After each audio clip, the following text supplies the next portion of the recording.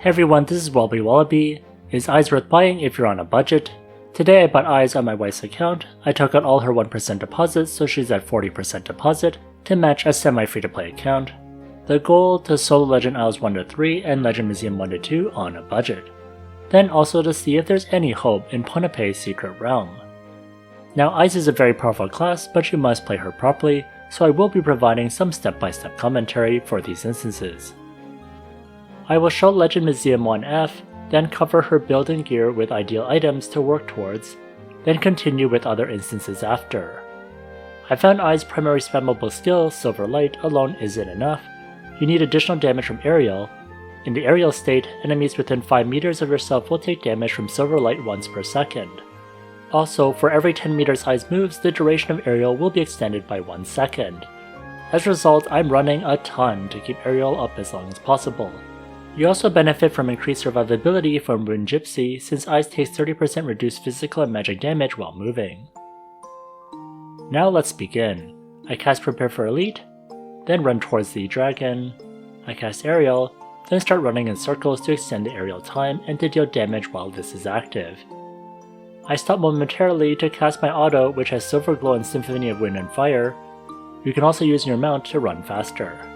I used the Rafaga to hit for 126.4 million, but unfortunately Legend Isles and Museum have HP shields, so you'll see the numbers but not deal that much damage. This burst is more useful in Ponape's Secret Realm and Palace of Ghost, where you can take chunks off a boss with this skill. This is because there are no HP shields there. The dragon goes down after lots and lots of running. Next, let's see her build. For Adventure Handbook, she has 40% deposit with 2,995 attack and 2,584 magic attack. This is definitely very achievable as a semi-free-to-play player. Next are attributes. I invest enough dex to instacast everything. Though Rafaga has a 6-second cast time, 30 dex reduces the cast time by 1 second, so I invested 60 dex for her account. Then I maxed luck since I use spell crit gear that relies on luck. Then int to boost damage, and then the remaining into strength, since it also adds more damage due to the skill Enhance, which uses physical damage. Next for stats, she has 32,000 magic attack and 11,000 attack. She has 26% penetration and 82% magic penetration. For Legend Isles and Museum, having at least 80% magic penetration is the goal for magic DPS. Her cast time reduction is at 6 seconds. Her skill damage is at 48%, the ideal is 50%, so very close. She has 87.3% damage, 52% physical damage increase, 165.3% magic damage, 98% magic damage increase, and 202% ignore magic defense. For Legend Isles and Museum, you need 200%, any percentage beyond that won't add any additional damage, so don't go way over. Next, she has 107% wind damage. You need at least 90% since there's a 90% wind damage reduction in Legend Isles and Museum.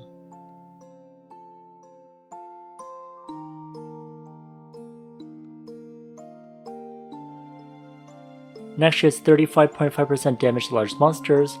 Eyes is one of the few magic classes that can use size modifiers, but also suffers from size penalties, so for her sword, she needs to use the normal precision stone against large monsters.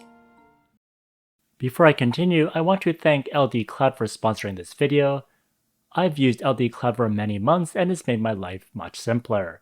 I use the unlimited multi-instances to help manage multiple Ragnarok mobile accounts. For example, here I have 2 alts to help me with my instances and boss hunting.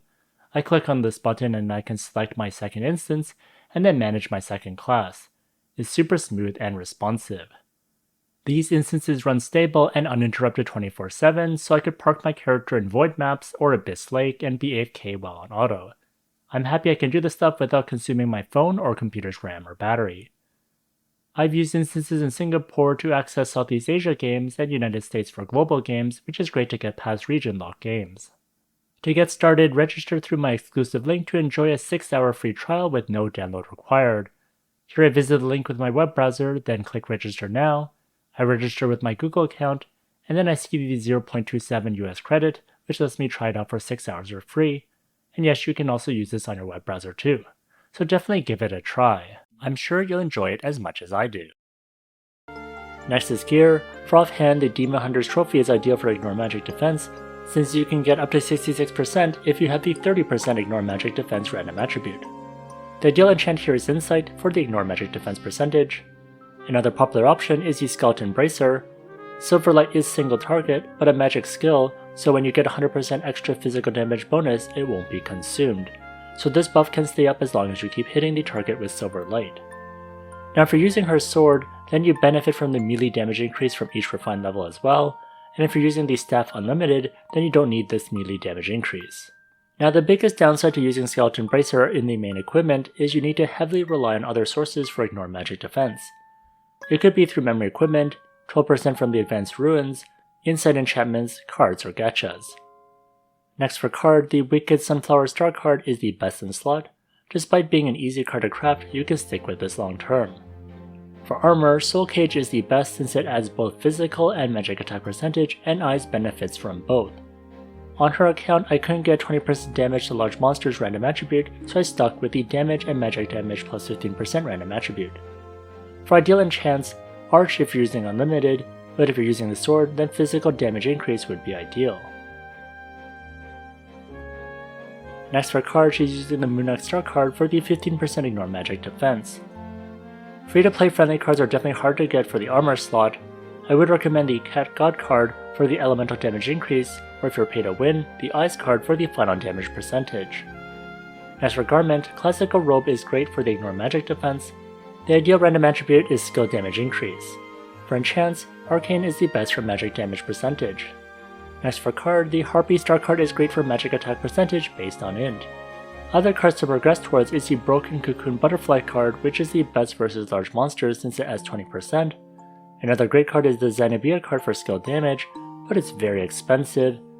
Zenobia is better against targets that aren't large, like many of the mobs.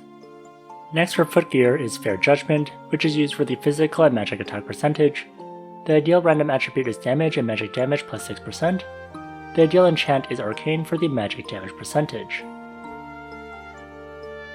For card, I used the Familiar Star card for the magic attack percentage. Other alternatives to work towards are the King of Assassination card for the final damage bonus, or for pay to win, the Swordsman Cena MVP card for skill damage.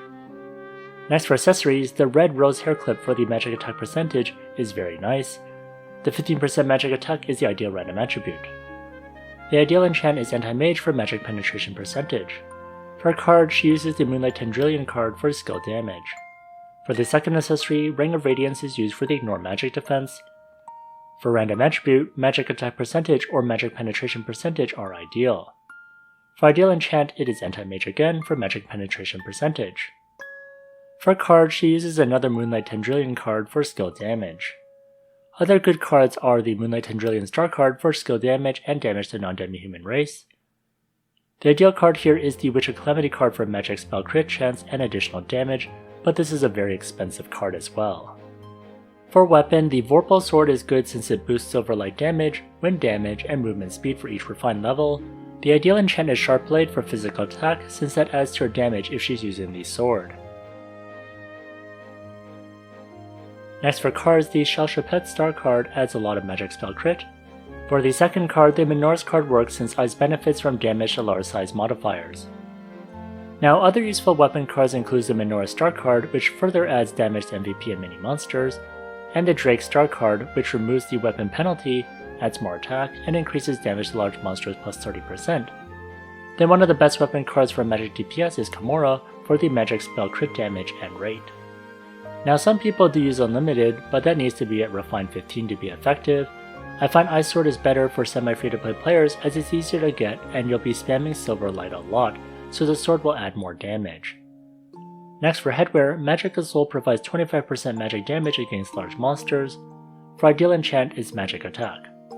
For card, she's using the White Bait Lake Lord card that gives 5% magic attack. Other useful cards is the Katarina for the magic penetration percentage, and Walter for the skill damage and final damage. If you lack spell crit, then maybe you'll consider the Wheel of Fortune 4-leaf clover since it provides spell crit. However, I found that Magic of Soul provides more damage, so I stuck with that. Next for face, Delicate Snowflake is great for the 10% skill damage. The ideal enchant here is Insight for Ignore Magic Defense percentage. Other popular alternatives include the refined 6-cube blower for damage to monsters, and if you lack wind damage, then a high refined epic spirit lightning. However, since ice doesn't have much built-in skill damage, I found that skill damage increasing phases are the best. Next for Mouth, Mouthful of Bliss is great for the 10% skill damage. This mouth will be available in the January 2026 Time Wish Machine refresh. The ideal enchant here is Magic Attack. Next is Back, and Comnius Movement at Refined 6 is great for spell crit chance and damage. The ideal enchant here is Insight for Ignore Magic Defense percentage. Next for Tail, It's Too Late is good for movement speed and the skill damage increase. The ideal enchant here is Sharp Blade if you're using the sword. Next for Shadow Equipment, I just equipped what she had, which is for survivability. Now I'll cover which ones I would recommend. For offhand, if you're using ancient equipment, then Creeper's Agreement is good for Ignore Magic Defense percentage. Next for armor, Star Shatter's Gown for more wind damage, magic attack percentage, and magic penetration percentage. For garment, Divine Feathered Clothes for the Ignore Magic Defense percentage and skill damage increase. For footgear, St. Mary's Cloth Shoes is good for the attack and magic attack percentage.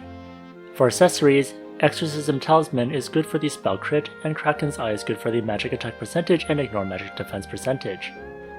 I sometimes see people using 2 Exorcism Talisman because they want a lot more spell crit chance. Next for Oracle Mirror, Stick of Wicked Thoughts is great for the magic penetration percentage. Deathcut Armor is good for the silence and stun resist for the defensive Oracle Mirror.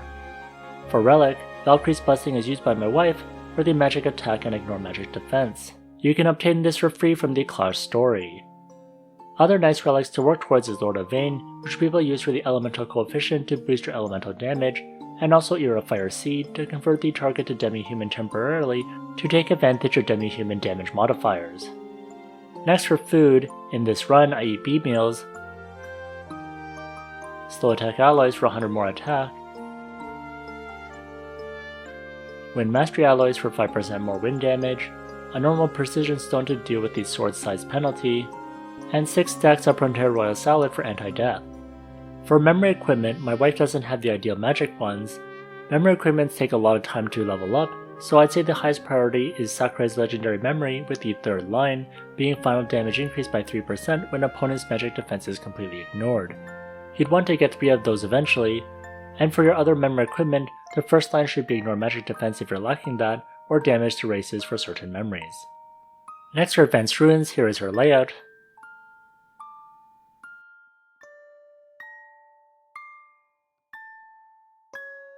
And then here's her Advanced Runes in detail. For upgrading runes, I'd recommend the Fortitude Engraved Rune for more size-based damage. The Wind Soul Mark Star Rune is good for adding a higher chance to add 2 layers of marks. Then Silver Coat of Arms Star Rune for more silver-like damage. Next, here are the attribute runes. I prioritize the damage to all races, then penetration percentage, magic penetration percentage, magic damage increase, physical damage increase, and wind elemental damage increase. Next for Arcane Runes, Spirit Rune is good for SP recovery, then War Preparedness Rune for creating a shield when attacking, and then the White Blade Rune for more damage when there's just one target within 5 meters, which is common for boss battles. An alternative to the Spirit Rune is the Transmission Rune, which gives more damage to enemies more than 6 meters away, but I find that's hard to achieve when you do the boss solo. Also, since I do aerial a lot and run around the boss, I'm fairly close to the boss for the most part.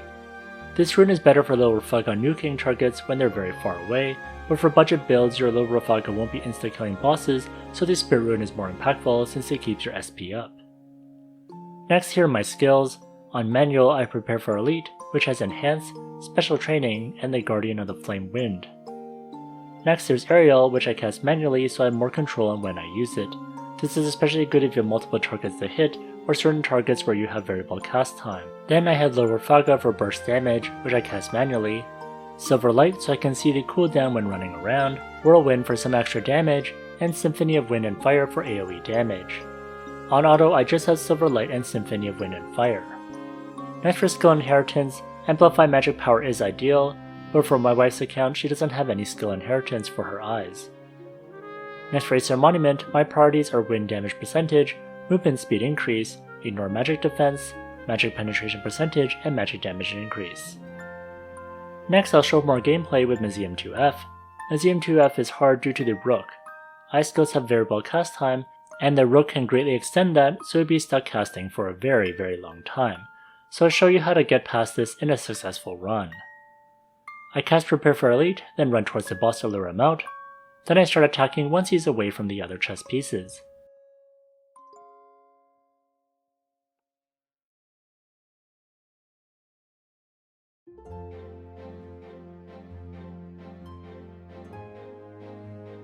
I cast Aerial now since I want this to be up when the Rook is up. At 60% health the Rook spawns, I cast the Rofaga right away to burst down the Rook, then with the remaining HP I run around with Aerial to deal damage since I cannot cast anything due to the extended variable cast time. Once the Rook goes down I continue attacking the boss. You can still see the Rook's extended variable cast time on me, it's very annoying, but this boss can't insta-kill me like the Rook so I'm okay. After a bit of time I can cast normally again and continue. Now here I'm not taking the boss down too quickly because I need Aerial and the Rofaga to be off cooldown, so no rush. If the Rook comes up before I can use these skills I won't survive his insta-kill because I can't burst him down quickly enough due to the variable cast time. Now once the boss is low enough I use Aerial again. At 30% health the Rook is up again. I cast the Rofaga as quickly as possible, then use Aerial to finish him off. Now the tough part is over, so I take down the boss with my skills. The Rooks are absolutely the worst part of this battle, and I don't like that Ice skills have variable cast time, so you do have to time this out properly to avoid being insta-killed by the Rook, since Rooks must be burst down quickly.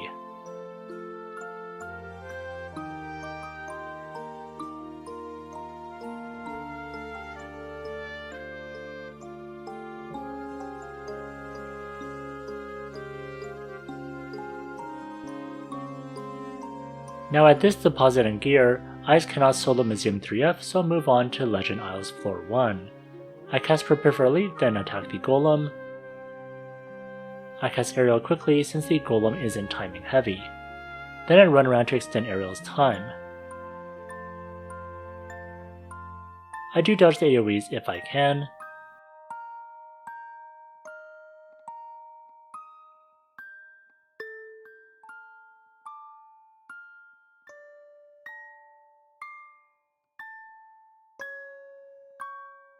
And when I get the rock I place it down. Then finish up the boss. This boss has fairly simple mechanics, so this was a simple fight. Next is floor 2, I cast Prepare for Elite, then run towards the boss. I use Aerial and start running around and auto-attacking every now and then. This boss is stationary, so it's a lot easier to do the mount and attack and then repeat. Mounting does let you cover distances faster. It will take practice, but once you get used to it, it's quite easy. I recommend using the PC client where you can use your keyboard keys instead of clicking on a touchscreen device.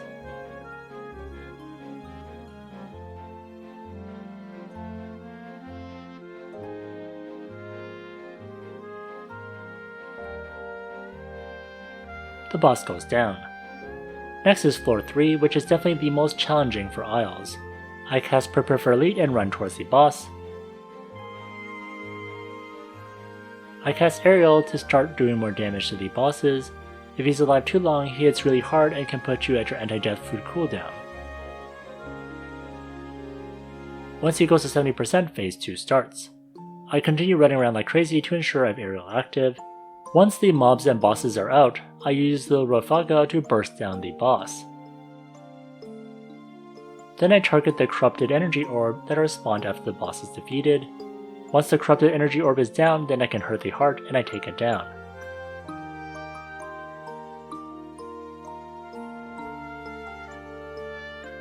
For the final phase I heal up.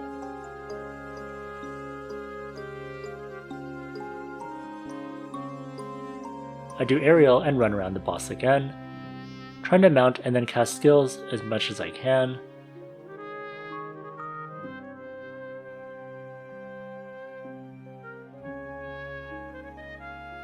And then finally the boss goes down. Now for this account with 40% deposit and budget gear, I was surprised at how well this class could do. This definitely does better than any other magic class using the same gear. Now, where the fun ends is Ponape's Secret Realm and other tougher instances. I do the exact same technique as before, but the damage just isn't there. You'd have to start heavily investing in higher end cards, memory equipment, and gear to clear this more efficiently. If you hadn't invested in magic penetration or magic piercing damage in the Eagle Blessings, you'll have to spend a lot of attack cards for those. Now PSR is really challenging, especially if you're not a magic main. This is where you'll see the big difference very obviously. Since there's no HP shields like Isles and Museum, if you hit hard enough, you can take down the boss extremely quickly, and that's true for a lot of magic mains and whales out there who play Eyes. So make sure you set a realistic expectation when buying Eyes, and even for my main account with much higher deposit and better magic gear, this is a very tough fight. However, if you buy this and plan to invest in it, then it's definitely a good long-term solution. Now, thanks to my wife Fiery Fairy for letting me buy the necessary budget gears and to play around with her account. It was definitely a challenge, but lots of fun. So how was your experience with Eyes so far? Let me know in the comments section. If you enjoyed this video, please like, comment, and subscribe. Here's the video that I'd recommend, and if you want more Eyes guides, check out this playlist over here.